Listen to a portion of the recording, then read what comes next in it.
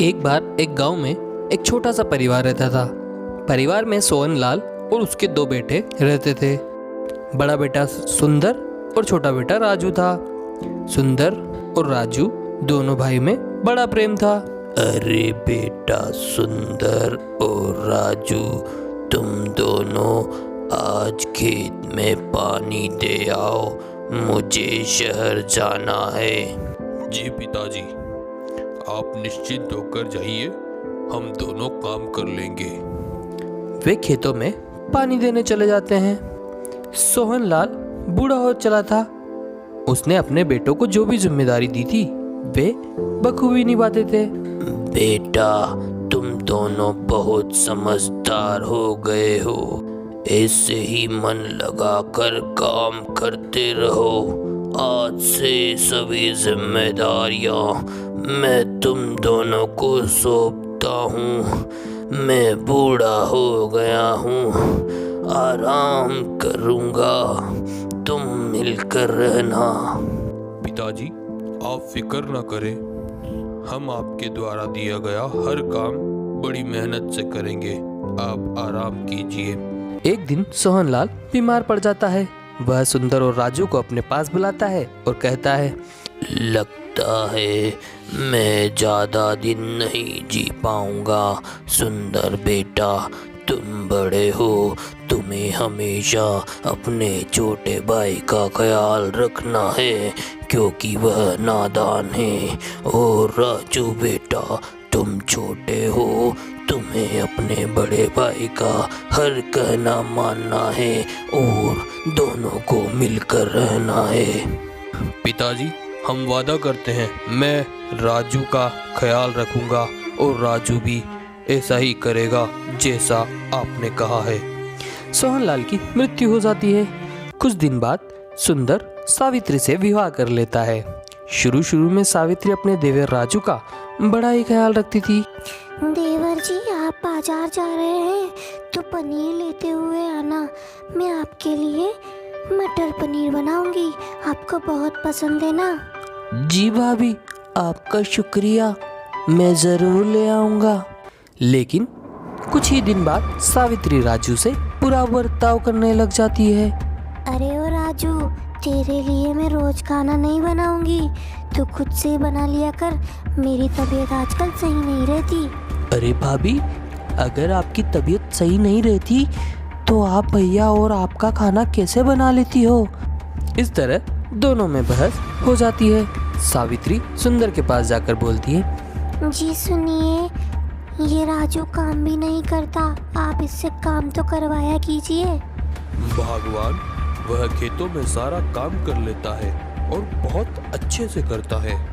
ये रोजाना मुझसे लड़ता है, इसको अब आप अलग ही कर दीजिए, घर का बंटवारा कर लीजिए। वो अभी छोटा है, वो अकेला कैसे रहेगा? अकेला कहाँ रहेगा, उसकी भी शादी कभी तो होगी ना। जब शादी होगी तब का तब देखेंगे। सुंदर उसकी एक भी बात नहीं सुनता। एक दिन दोनों में बहुत ज्यादा बहस हो जाती है। वह सुंदर को मजबूर कर देती है कि वह बंटवारा कर दे। राजू, हमें बंटवारा कर लेना चाहिए, रोज रोज की लड़ाई से मैं तंग आ गया हूँ। लेकिन भैया, मैं अकेला कैसा रहूंगा? आप तो जानते हो मुझे कुछ भी नहीं आता। लेकिन वेकिन कुछ नहीं, भूल गए पिताजी ने क्या कहा था? मेरा हर कहना तुम्हें मानना है। ठीक है भैया, आप जैसा कह रहे हैं वैसा ही करते हैं। अगले दिन गांव वालों के सामने दोनों बंटवारा कर लेते हैं। तब राजू कहता है, भैया, अब हमारी एक भैंस बची है, हमें उसका भी बंटवारा कर लेना चाहिए। तभी सावित्री धीरे से सुंदर से कहती है, जी सुनिए, भैंस का बंटवारा कैसे होगा, वो तो एक ही है। वैसे भी यह भैंस इसके क्या काम आएगी, क्यों ना हम ही इसे रख लेते हैं। राजू, तुम भैंस का क्या करोगे? भैंस को मैं रख लेता हूँ। राजू भाभी की चाल समझ जाता है और वह अपने भाई से अलग नहीं होना चाहता, इसलिए वह कहता है, नहीं भैया, भैंस का बंटवारा होगा, वरना किसी भी चीज का नहीं होगा। सावित्री दिमाग लगाकर सुंदर को उपाय बताती है। ठीक है, भैंस के आगे का हिस्सा तुम्हारा और पीछे का हिस्सा मेरा। राजू भोला था, वह चाल नहीं समझ पाता और हाँ कर देता है। अगले दिन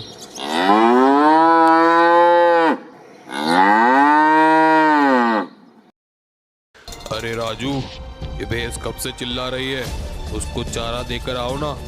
क्या इसको चारा मुझे देना पड़ेगा? भूल गया क्या? क्या तय हुआ था? आगे का हिस्सा तुम्हारा, तो चारा तो तुम्हें ही डालना पड़ेगा ना। जी भैया, आप सही कह रहे हैं। राजू उसको चारा डाल देता है। थोड़ी देर बाद सावित्री उसका दूध निकाल लेती है। तभी राजू वहाँ आकर बोलता है, भाभी कुछ दूध मुझे भी दे दीजिए ना। मैं तुम्हें कुछ भी नहीं दूंगी, भूल गए पीछे का हिस्सा हमारा है, इसलिए दूध भी हमारा ही होगा ना। अब रोजाना राजू को चारा डालना पड़ता, जबकि दूध सावित्री रख लिया करती।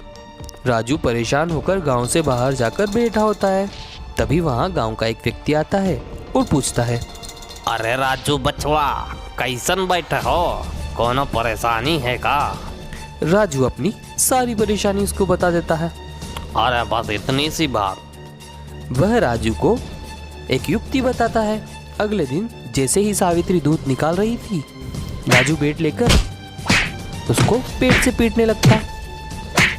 भैंस पलटकर अपना मुंह सावित्री की तरफ कर लेती है और उसको सींग से मार देती है। सावित्री गिर जाती है, उसको चोट आ जाती है। राजू, तुम भैंस को क्यों पीट रहे थे? तुम्हारी भाभी को चोट आई है। भैया, आगे वाला हिस्सा मेरा है, मैं पीटूं या उसकी पूजा करूं, आपको इससे क्या? राजू की बात सुनकर सुंदर चुप हो जाता है। अगले दिन जैसे ही सावित्री दूध निकालने आती, राजू वहां बैठ लिए तैयार खड़ा रहता।